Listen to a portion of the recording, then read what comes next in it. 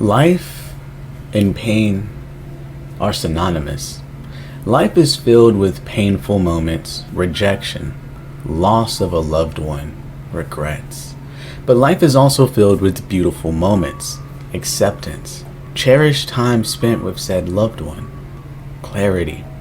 Pain and suffering are qualities of life that every single human has gotten to experience, some more than others.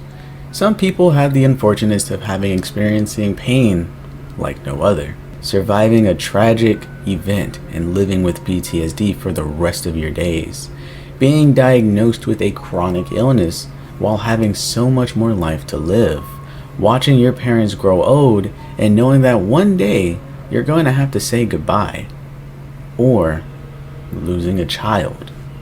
It's common belief that your children should be the ones to bury you, see you grow old, and give you the gift of watching them grow older and become a more defined individual. But tragically, sometimes the parents are the ones to bury their children, never knowing the person they could have become, the change they could have brought to this world. It takes a strong individual to turn this into a positive and move forward with life stronger than ever. But it's extremely easy for most to fall into the deep parts of despair, and for someone who has lost everything, that means they have nothing more to lose, which could be both dangerous and unpredictable. Here on this channel, I like to talk about very dark topics. However, this might come to a surprise to you all. I'm a complete bitch. There is a reason why I have not talked about Fears to Fathom, Puppet Combo, or even Chilla's art. It's because in order for me to make the video, I gotta play the game. What the I look like running away from Nun Massacre or playing Agamanto?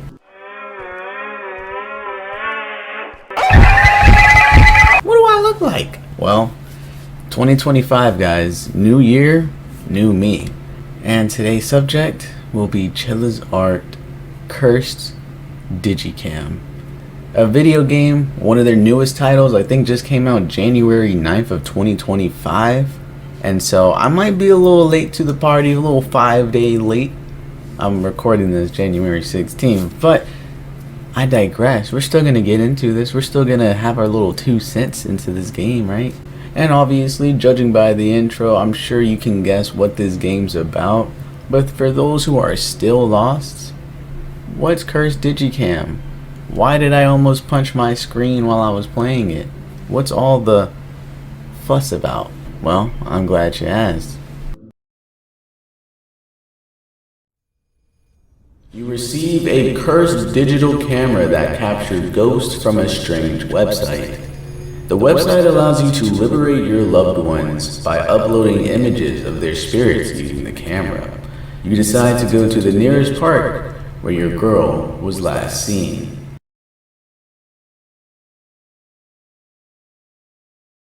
And thus, without further ado, let us get into the depressing, into the surreal, into the disturbing and confusing game of Cursed Digicam.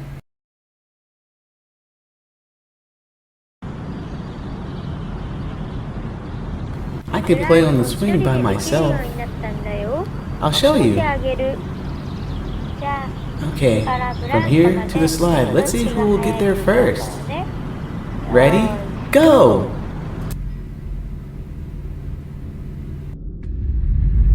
My daughter died in our local park.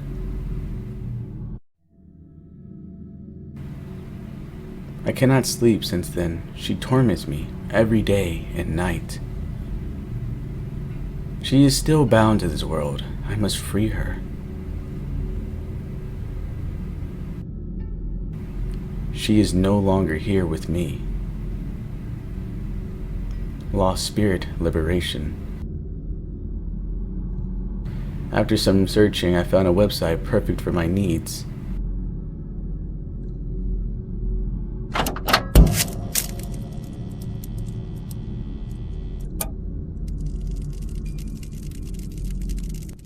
The game begins with our main character looking at the computer. The website demands for him to take 15 pictures of ghostly apparitions of his recently deceased daughter and upload them to their site. Doing this will liberate his daughter from the physical world. Lucky for us, the main character somehow got his hands on a camera that has been doused in medium power, or some shit, I really don't know. But now all that matters is now he is able to see the dead daughter through its lens, and thus he takes it to the park where she was last seen.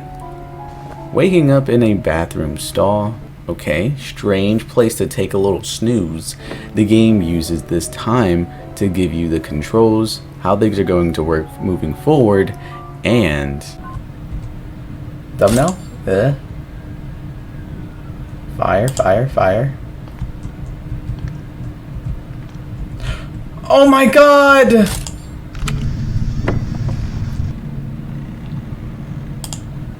Oh my god! No. No. Did I just see another one? Oh, that made my back hurt. Ooh, that made my back hurt, boy. Going outside, the main character can walk around the park and randomly spot his daughter via sound, strange images. However, it gets a little harder and harder due to the daughter being harder to spot randomly. Good thing there's a phone booth that allows for 4-digit entries to give you hints, and these numbers can be found in random objects all around the park. Here are just a few of what can be found. Ah! Oh. This nigga is trash! The third one. Look at him. I saw you. Don't try to hide now. So I have to crawl in there and then look at the jungle gym. Oh, wee, that's scary. Whoa, bitch. Wait, what's happening?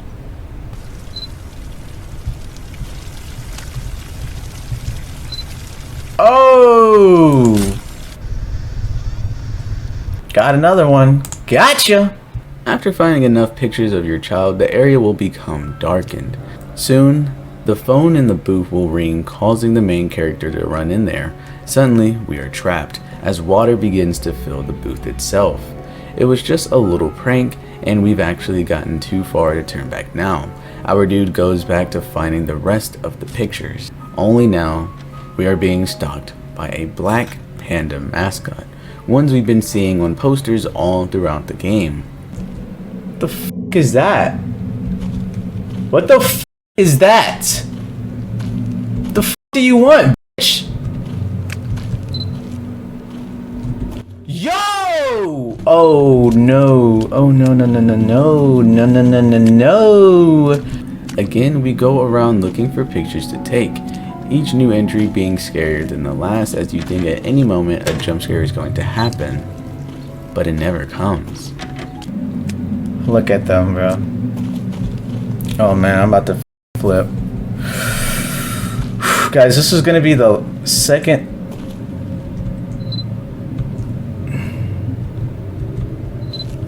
Once finishing up at the park, you are then allowed to leave and input all of the photos you acquired, and boom, you're done. Game over. Wait, why is the game continuing? I thought we were done. Why are we still playing? It turns out, job's not finished. It seems now our main character's spot is now haunted by his daughter. Looking around his home, it's completely trashed. Beer cans all over the place, soiled blankets, trash bags thrown about, bugs crawling on the walls, and worse, it doesn't even seem as if we can enter our own daughter's room. At least not yet.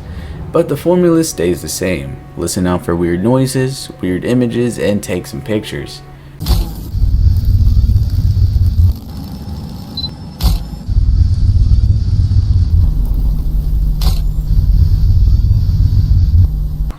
Now, who the f***? Yeah, that ain't my daughter. Nope. Who the f*** is that? Oh, so you're just here. Oh, you're just here. Oh, no, boy. Hello? Oh, nah, I can't do this. I can't do this. I can't do this. Guys, I can't do that in good faith. This is bad. I don't want to walk up to that thing. Oh my gosh. Dude, I'm frightened. Wow. Okay, I gotta finish this up. I would come back to it, but I'm already. Oh no! Oh, damn. Never mind. I'm on the phone now. My game just crashed. I took too long. Oh, That's a little scary. that is scary. You should be scared. You shut up. I am. So yeah, not long after my game crashed, right? I got on the phone with my girlfriend and I was like, I'm scared. As soon as I got the motivation to put my hand on the mouse and click continue, my game fucking crashed. Okay? I'm scared. I'm scared shitless. So moving forward, you could never see me playing this game again, not by myself, not at 2 a.m. in the morning. That's not gonna happen. And so moving forward, we are going to be watching someone else's gameplay. And shout out to Rod T. Baggins for actually being a better man than me, because I could never, ever play this game alone. Turns out that figure was indeed a ghost, and we snapped its photo. You take many more pictures of the ghostly apparitions until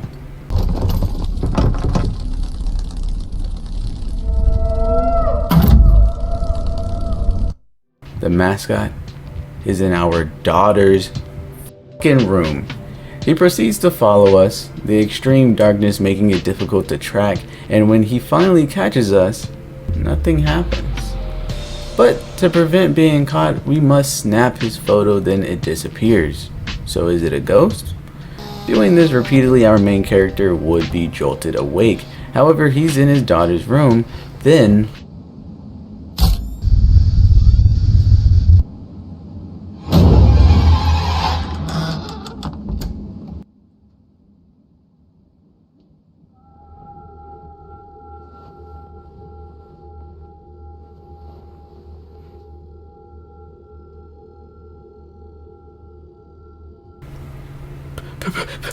patrons?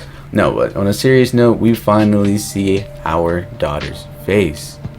And she's holding a panda mascot. Leaving her room, we hear our computer making some odd sounds, and thus we go to check it out.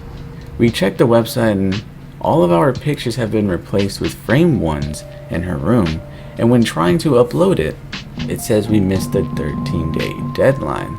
Then begins to upload anyways. Well, that can't be good. We are then shown a video.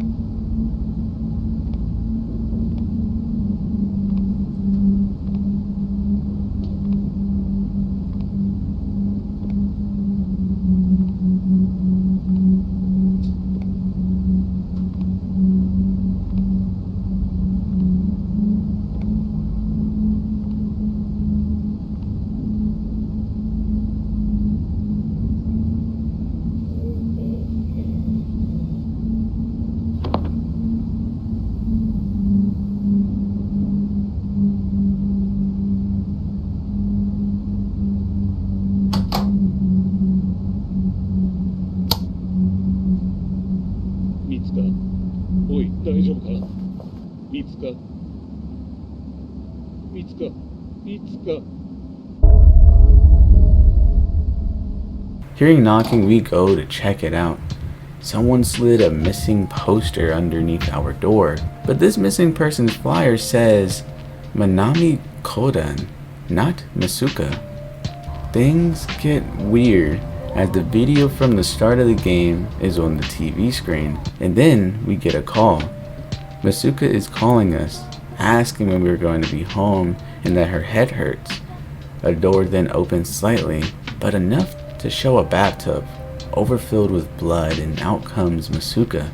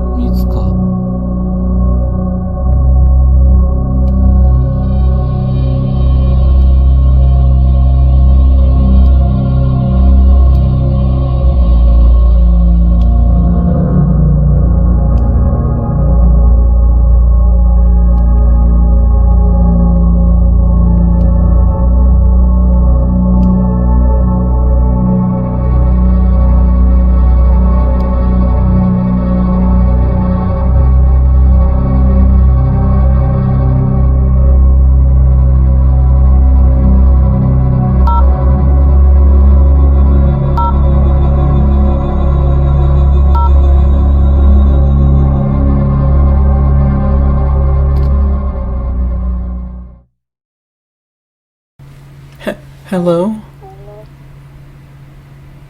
My father, Kanama Kudan, was killed by my dad.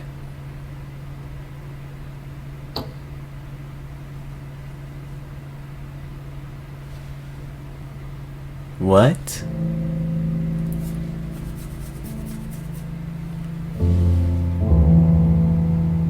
What? What? What? Stop playing. Hold on. Guys. Chill out.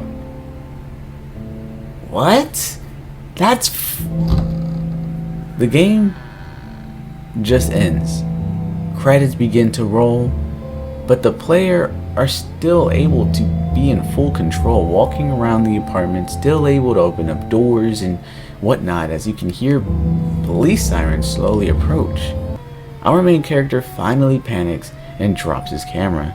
Then a strange gloved hand reaches to pick it up, marking the end of the game.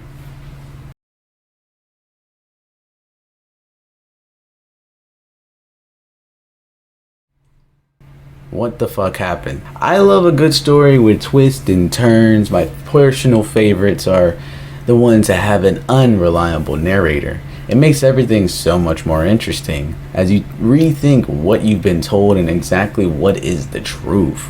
In Cursed Digicam, we aren't being stalked by some murderous panda mascot, but instead we are the stalking murderous panda mascot. Let me explain, because this thing gets fire. At the start of the game, it begins by telling us, the player, that our daughter had died, showing us the park.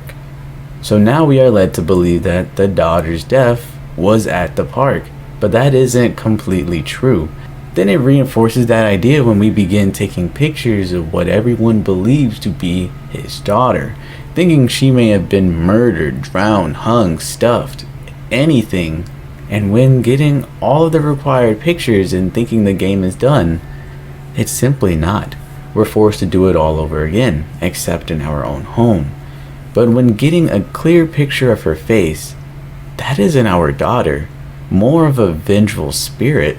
Simultaneously, we are dealing with these tall panda mascot creatures chasing us about until we try uploading pictures again. However, this time we used framed pictures that we found and it just doesn't work, saying that the time limit was exceeded.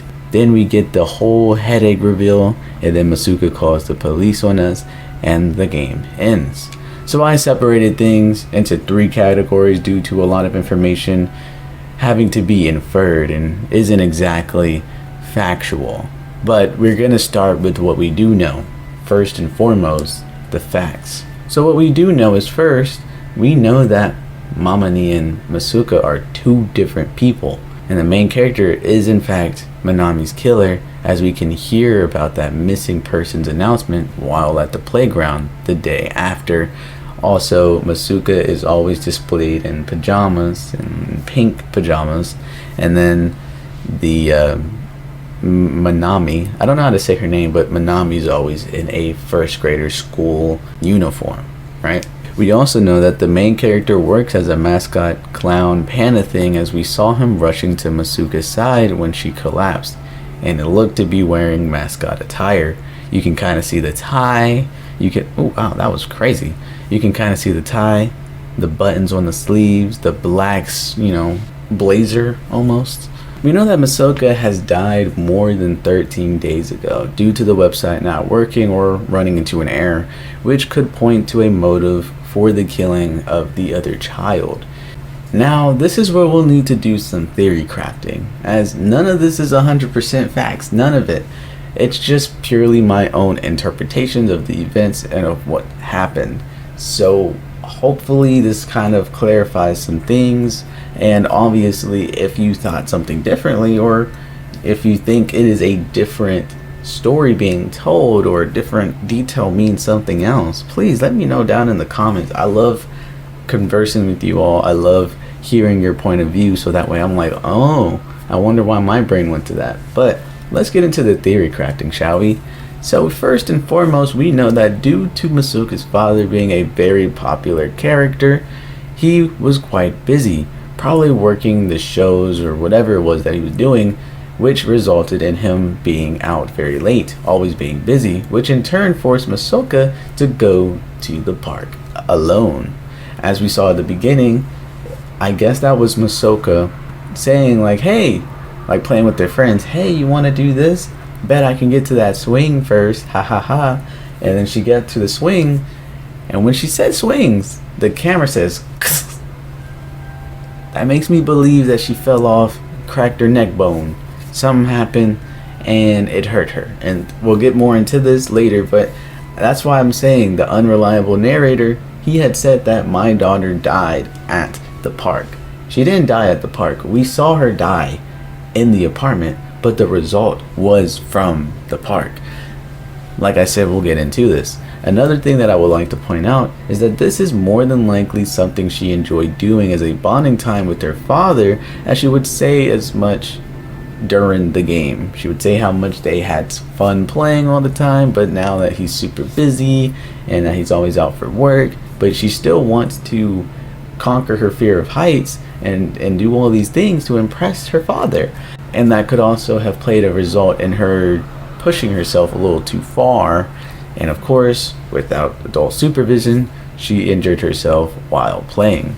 I'm guessing it was the swings, as it sounds like someone falling in a loud crack sound, which could connect her headaches and her eventual death.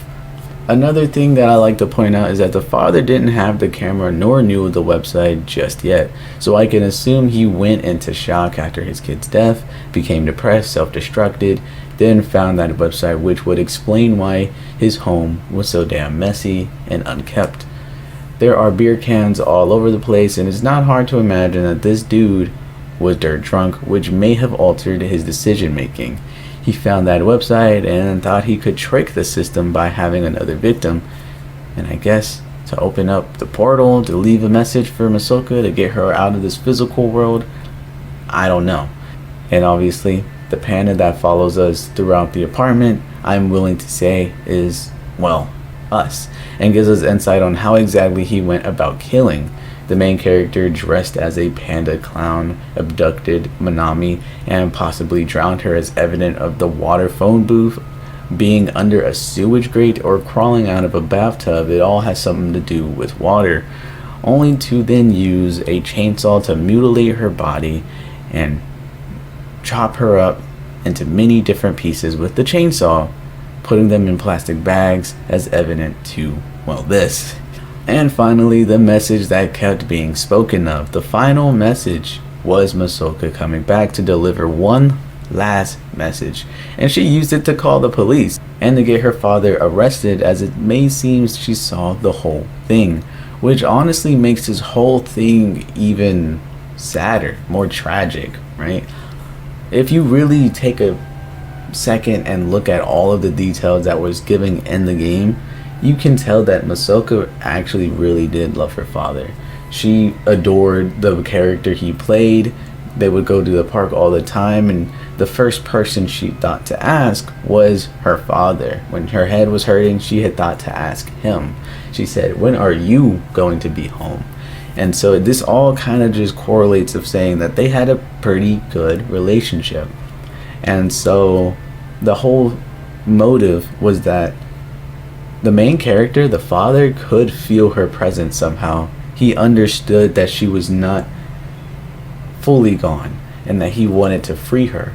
And so it's my belief that she watched this whole thing. The man that she absolutely loved and adored and admired and looked up to, she saw how deeply he fell, drinking, making her home that she lived in a mess. And you know what's also super sad too, is that if you really look back and look at the game, his entire apartment is trashed except for Masoka's. That place is crystal clean. The day it's as clean as the day she left it. That is the worst thing for me. It just shows just how much he loved his daughter and how much she loved her father, and the fact that she saw him go ballistic and murder someone all for her. It just feels so painful. It just feels so depressing, you know? She watched this whole thing and she used that one last message. Instead of saying, I love you, Father, don't blame yourself, Father, I'm always be there for you, move on, please be happy for me. She used her last message to call the cops on her father, bro. Oh my god. It's really sad. At the end of games like these, I like to put together everything that I found throughout today's video and finally make a conclusive format. Then explain everything from start to finish. It's like my favorite thing to do. I did it for Frambo, I did it for Sallyface, I did it for mouthwashing. So of course, I'll do it for this one too. And so we are going to start from the very beginning, and we are going to take all the information that we got and we are going to put them in to fill in the gaps of understanding what exactly happened, what exactly is happening behind the scenes, before, after, and how it all ended up there, and what it could all mean for the future of this franchise if there were ever to be a second game.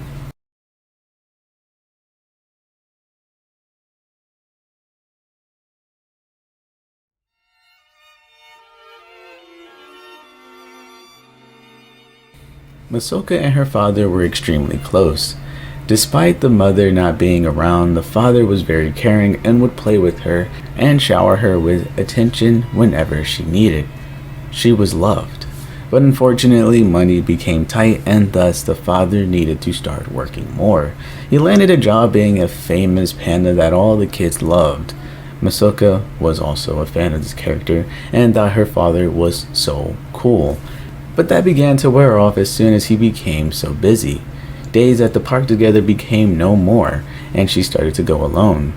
Wanting to impress her father, she faced her fears to show just how cool she has gotten as well. But that ended in tragedy. She would fall off the instrument there and hit her head. Not seeming very serious at the time, she'd just go home. But a headache would form, she'd call her dad, and when he finally came home, well, she was dead. She had died from that very same head injury. In a spiral, the father of course blamed himself for her death as he was not around nearly enough. He became a shut-in, stopped showing up for work, began to drink heavily, and let bugs infest his home. 2 weeks would pass and then he found it, a website capable of expelling the ghost of the dead. He could still feel her presence and thus he had a medium pray over the camera and readied himself to match the requirements of the website. It had already been 13 days, so he'd need a new subject. Without second thought, he'd wear his mascot uniform, go to the nearby park, and kidnapped a first grade student, Manami. He drowned her, cut her body up, hid her remains around multiple locations in small plastic baggies. The following day, he'd go to the park and gather photos of the ghostly remains and bring it back to the apartment to upload the files to the website. And it works, but not exactly. It uploads, but now it seems whatever he had opened up is now in his home, so Manami is tethered to this man's apartment. Panicking, he would go to his daughter's room and upload a framed picture and try to get rid of whatever it is he's done. But instead, Masoka would take Manami's body and walk over to the phone and use her final message, her final words, to call the cops on her father. He would soon panic as he would hear sirens slowly approach, and he would jump out the window, ultimately committing.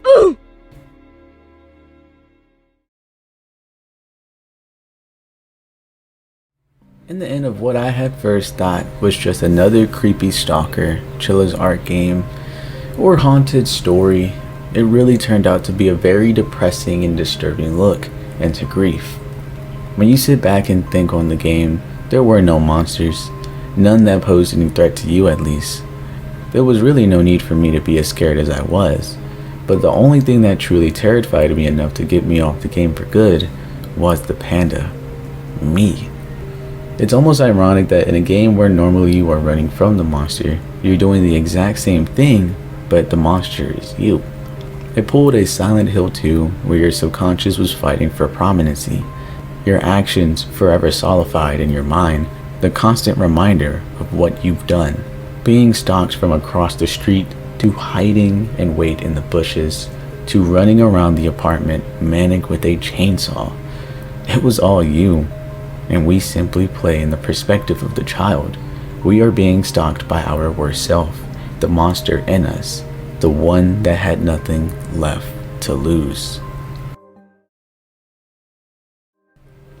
You know, for games like these, my coping mechanism is to scream, is to laugh and make jokes and act like I'm not very scared, right? But it's such an interesting effect of what horror games usually do to me, because I like the narrative driven one, the ones that bring horror and disturbing events, but spin them in a way where the narrative isn't just about cheap jump scares, but there's a reason why these monsters are here. And I think Chilla's art, they don't play around. Their monsters always scare the living shit out of me. Whether it's not even really just like that they have a very deep and rich and scary lore behind them, but it's more so just the way they are presented, the way they move, the way they interact with the world. And if they are scary enough just off of appearance alone, give them a backstory, man, it's really hard for me to operate. I think playing this game was more than just spooky, scary, taking pictures, oh, it's very scary, ha ha ha. But it was more so just like a very deep and psychological look in the mind of a killer, in a mind of someone who has lost everything and thus has nothing else to lose. It is really sad. I'm gonna get vulnerable again because, like I said, I love getting vulnerable, but obviously I haven't lost a child and I haven't lost a loved one close to me or anything like that. I've gone to funerals and it's always been this surreal feeling of when I see the body, it doesn't, like, death is so foreign to me that they seem alive, but they're not moving. I can comprehend that they're dead, but looking at them, it looks eerily similar to them being asleep. Something I've seen a number of times. And it's just so hard for me to get into that mind. But there is one thing that I can almost remotely correlate my feelings and how they might be able to even feel a quarter of guilt, not of guilt, of grief of losing a child. I feel like when you have a child, when any good parent has a child, that becomes their life. That child, nurturing that baby into a person that has individual idealistic views on the world, on society, its dreams, that becomes your life. It's honestly like one of those things where when you have a baby for the next 18 to 21 years of your life, brother, you're gonna have to take care of that man until they can spread their wings and fly out, you know? And for me, I could almost understand that. I can almost understand losing something, a core mechanic of your life, you know? It's more than just losing the child. You're losing your way of living. For the last 9 to 10 years, or however old Masoka was, that was his life. Every day he woke up, he made money for her, he fed her, he dreamed of her, he had fun with her, he was sad with her. It was his life. And in an instant, for one small decision that wasn't even bad, because in the end he was just trying to provide for his family, one small instant, one small mistake, one small decision took all that away. And the only thing that I could think of that is remotely similar was that I had someone in my life in high school.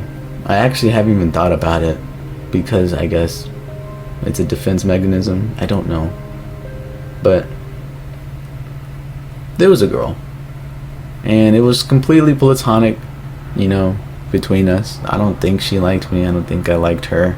I just liked being around her, and we got really close. It was like 3 years of friendship, and every single day we spent time with each other. It was from freshman year all the way up to junior year.